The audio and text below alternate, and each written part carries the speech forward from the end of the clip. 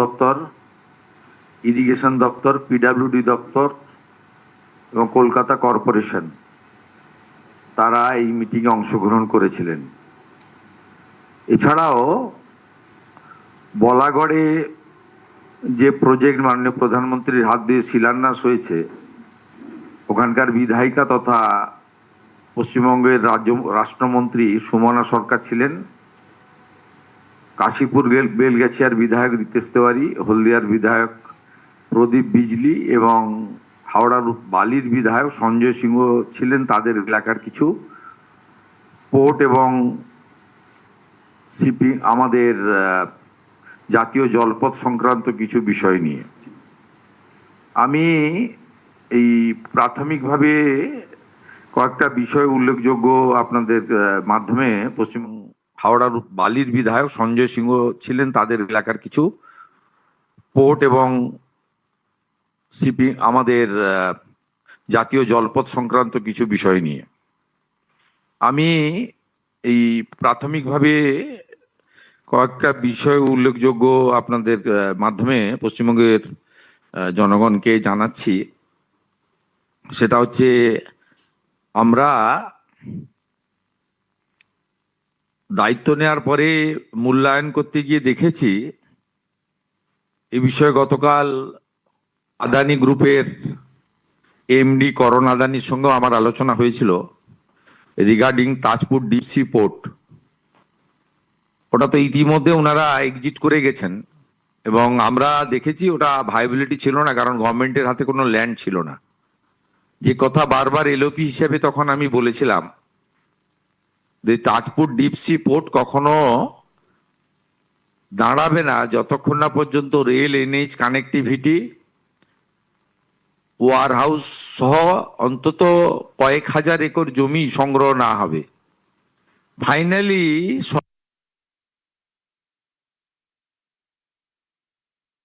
এতে কোনো জায়গা নেই। মানুষকে আমরা আশাহত করছি না। আমরা আজকে নতুন একটা প্রপোজাল নিয়ে গিয়েছি। তাজপুর থেকে 10 কিলোমিটার দূরে দাদন পাত্র বাড়, যেখানে সল্টের পুরনো ফ্যাক্টরি ছিল, সেখানে 1700 একর ল্যান্ড রাজ্য সরকারের হাতে রয়েছে। আমরা এখন ওইটা নিয়ে এগোবো। আজকে আমাদের মিটিংয়ের এজেন্ডা এটা ছিল এবং মাননীয় মন্ত্রী সর্বানন্দ সোনোয়ালজি এনওসি এবং যদি রেভিনিউ শেয়ারিংয়েও আমরা রাজি আছি। আমাদের ভারত সরকার এবং পশ্চিমবঙ্গ সরকার যৌথভাবে ওইটা নিয়ে আমরা, যেটা বাস্তবসম্মত হবে, 1700 একর জমি হাতে নিয়ে আমরা এগোবো। পরে জমি সংগ্রহ করা যাবে। প্রাথমিকভাবে এটা আমরা আজকের এখানে সিদ্ধান্ত নিয়েছি। আমাদের এখনো পর্যন্ত দেশে 17টি জায়গায় ওয়াটার মেট্রো রয়েছে। কলকাতা ওয়াটার মেট্রোতে যুক্ত হচ্ছে। ওয়াটার মেট্রোতে যুক্ত হচ্ছে। এটি আমাদের আজকের মিটিংয়ে মাননীয় মন্ত্রী এটা কনসেন্ট দিয়ে দিয়েছেন এবং ভারত সরকার 17টি আমাদের রিভার লাইন বা সি বেসড সিটিগুলোতে যে ওয়াটার মেট্রো লেটেস্ট কেরালাতে হয়েছে, কেরালামে হয়েছে, সেখানে আপনার আমরা এই শহর হিসেবে, আমরা 18তম শহর হিসেবে যুক্ত হচ্ছি ওয়াটার মেট্রো। এটা শিপিং ডিপার্টমেন্টের একটি ইনিশিয়েটিভ এবং গুড প্রজেক্ট, যেটা ইতিমধ্যে 17টি সিটিতে চলছে। সাগরমালা ওয়ানে আমাদের বিগত রাজ্য সরকার যুক্ত হননি, তাদের কেন্দ্রের কোনো স্কিমেই যুক্ত হননি। তার খেসারত বাংলার মানুষকে দিতে হয়েছে এবং মুখ্যমন্ত্রীর সভাপতিত্বে যে কমিটি তৈরি করার নির্দেশিকা ছিল, কমিটিও তৈরি হয়নি। আমরা সাগরমালা ওয়ান তো মিস করে গেছি, ওটা ক্লোজ হয়ে গেছে। আমরা খুব খুশির খবর পেয়েছি গতকালই মাননীয় প্রধানমন্ত্রী নরেন্দ্র মোদীজির অনুমোদনে সাগরমালা 2 আমাদের অনুমোদিত হয়েছে দেশে। সেখানে আমরা যুক্ত হওয়ার সিদ্ধান্ত নিয়েছি এবং মুখ্যমন্ত্রীর নেতৃত্বে এই সাগরমালার যে প্রপোজাল এটা আমরা তৈরি করব এবং 22,700 কোটি টাকার প্রপোজাল আমাদের 5 বছরের জন্য আমরা রেডি করব। এই ফিনান্সিয়াল ইয়ারেও কতগুলো প্রজেক্ট হবে। এই প্রজেক্টের মধ্যে port connectivity, coastal shipping, inland waterways, coastal community development, coastal fishing infrastructure, আমাদের সাগর কাকদ্বীপ নামখানা থেকে শুরু করে নয়াচর থেকে হয়ে আমাদের খেজুরির তালপাটি থেকে আপ টু উড়িষ্যার বর্ডার উদয়পুর পর্যন্ত যে কোস্টাল ফিশারম্যানরা যে কষ্টে আছেন তাদের ওখানে coastal fishing infrastructure, island development, যেমন আমাদের সন্দেশখালী হিঙ্গলগঞ্জ থেকে শুরু করে গোসাবা, বাসন্তী, ঝড়খালি, বকখালি ইত্যাদি নয়াচর যতগুলো কোস্টাল দ্বীপ আছে তার ডেভেলপমেন্টও এর সঙ্গে করা যেতে পারে। আমাদের কালকে প্রশাসনিক রিভিউ মিটিংয়ে কলকাতার মেয়রও তুলেছিলেন, অনেক বিধায়কও তুলেছিলেন, আন্ডারগ্রাউন্ড টানেল অ্যাক্রস হুগলি। এটা মূলত এনএইচ এর কাজ, কিন্তু কলকাতা পোর্ট ট্রাস্ট বা শিপিং ডিপার্টমেন্ট এনওসি দিতে রাজি হয়েছেন। আমাদের 44টা জেটি, নতুন জেটি তৈরি হবে, তার এনওসি এতদিন ধরে শ্যামাপ্রসাদ মুখার্জি পোর্ট ট্রাস্টের কাছে পেন্ডিং ছিল। তারা আমাদের 41টা এনওসি আজকেই দিয়ে দিয়েছেন, আর 3টে এনওসি আন্ডার প্রসেস আছে। আমাদের বিচ রেস্টোরেশন, কপিলমুনি আশ্রম, সাগর আইসল্যান্ড, সেটা নিয়েও আমাদের যে অনুরোধ ছিল সেটাও পোর্ট আমাদের শিপিং মিনিস্ট্রি মেনে নিয়েছেন এবং আমাদের সাগর যে কপিলমুনি আশ্রম রয়েছে, গঙ্গাসাগর মেলা, তাকে আমরা আন্তর্জাতিক স্তরের মেলা করার জন্য পরিকল্পনা এখন থেকে শুরু করলাম এবং এখানে পোর্টের যে ড্রেজিং সংক্রান্ত বিষয়ে ওনাদের সহযোগিতা দরকার সেটা আমরা সিদ্ধান্ত নিয়েছি। বলাগড়ে পোর্টের কানেক্টিভিটি রোড এবং আরবি ইতিমধ্যে কাজ শুরু হয়ে গেছে। এর পরের পর্যায়ে কাজ শুরু হওয়ার জন্য টেন্ডার ইত্যাদি প্রসেস IWY তারা শুরু করছেন। সেক্ষেত্রে বলাগড়ের বিধায়িকা তথা মাননীয় রাষ্ট্রমন্ত্রী সুমনা সরকার 2.5 কিলোমিটার ভাঙন নিয়ে উল্লেখ করেছেন। সেই 2.5 কিলোমিটার ভাঙন রোধে শক্ত প্রোটেকশন, খুব কংক্রিট প্রোটেকশন দেওয়া হবে, আর 45 কিলোমিটার স্ট্রেচ ড্রেজিং এরও সিদ্ধান্ত নেওয়া হয়েছে। কলকাতাতে আমাদের বইটা কলকাতাতে আমাদের, তার আগে আমি বলে দিই আপনাদের, ওই 1 মিনিট, এই 6টা ঘাট তৈরি হচ্ছে: বাগবাজার ঘাট, আহিরিতলা ঘাট, শোভাবাজার ঘাট, মল্লিক ঘাট, বাবুঘাট, রামকৃষ্ণপুর ঘাট এবং বান্দা ঘাট।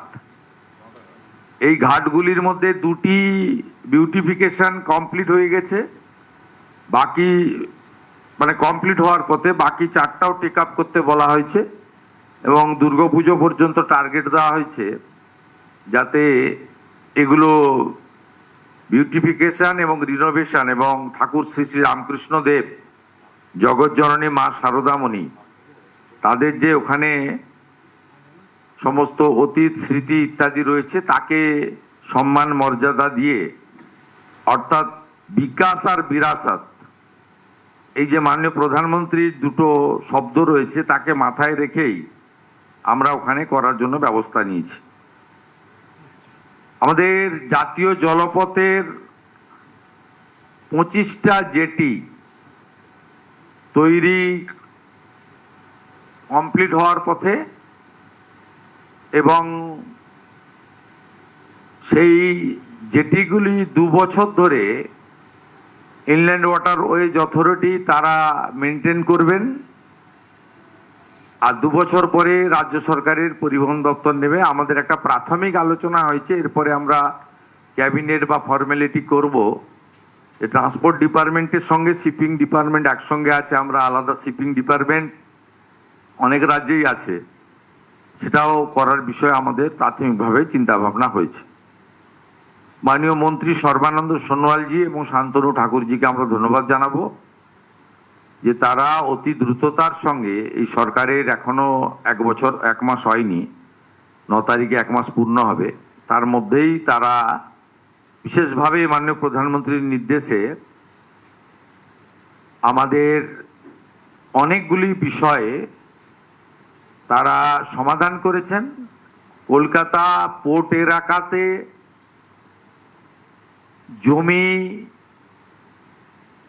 জবরদখল এবং কিছু পুরনো বিপজ্জনক বাড়িতে জনবসতি নিয়েও আমাদের আলোচনা হয়েছে। আমরা বলেছি যে আমাদের প্রধানমন্ত্রী হাউসিং আরবান, তাতে কলকাতা মিউনিসিপ্যাল কর্পোরেশন এবং কেএমডি কে দায়িত্ব দেওয়া হয়েছে, পোর্ট যদি আমাদেরকে জমি প্রোভাইড করে তাহলে আমরা বছরের পর বছর ধরে যে সমস্ত বসতি রয়েছেন সাধারণ লো ইনকাম গ্রুপ বা গরিব মানুষরা, আর্থিকভাবে উইকার সেকশন, তাদেরকে আমরা দিল্লিতে যেমন এনডিএমসি অনেক বাড়ি ফ্ল্যাট বানিয়ে ছোট ছোট দিয়েছেন, এটাও আমাদের আজকের আলোচনার মধ্যে ছিল। আর একটি অ্যাডমিনিস্ট্রেটিভ মেজার আমার দিক থেকে ঘোষণা হয়েছে, কলকাতা পোর্টে যে সমস্ত অবৈধ কাজ, লিকেজ, এক শ্রেণীর সিন্ডিকেট, তোলাবাজ কর্পোরেশনের কাউন্সিলরদের নেতৃত্বে বিগত রুলিং পার্টির সাহায্যে হয়েছে, মাঝে মাঝে টিভিতে মিডিয়াতে খবর আসে যে জাহাজ থেকে মাদকদ্রব্য এবং অবৈধ জিনিসপত্র উদ্ধার হলো ইত্যাদি ইত্যাদি। এটা হতো কারণ কলকাতা পুলিশ আর সিআইএসএফ বা পোর্ট অথরিটি, এদের অবস্থানটা দক্ষিণ মেরু উত্তর মেরুর মতো ছিল। যেহেতু এখন আমাদের ডবল ইঞ্জিন সরকার, আমরা সিদ্ধান্ত নিয়েছি প্রতি মাসে Kolkata municipal corporation, Shyama Prasad Mukherjee port trust, customs, CISF এবং কলকাতা পুলিশ, সঙ্গে ইন্টেলিজেন্স ভারত সরকারের এবং পশ্চিমবঙ্গ সরকারের, তারা যৌথভাবে মিটিং করবেন এবং অবৈধ কাজকর্ম আটকানোর জন্য বা রেভিনিউ লিকেজ সহ অন্যান্য বিষয়গুলোতে তারা দেখবেন। খুব ফ্রুটফুল ডিসকাশন হয়েছে এবং আমরা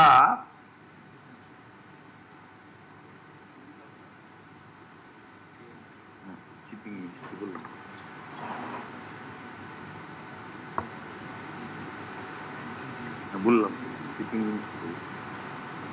আমাদের মাইনর পোর্টের ডিপার্টমেন্টের জন্য আমি একটু আগে বলেছি আপনাকে, অনেক রাজ্যেই আছে, কিন্তু সবচেয়ে বেশি কাজ গুজরাটে হচ্ছে।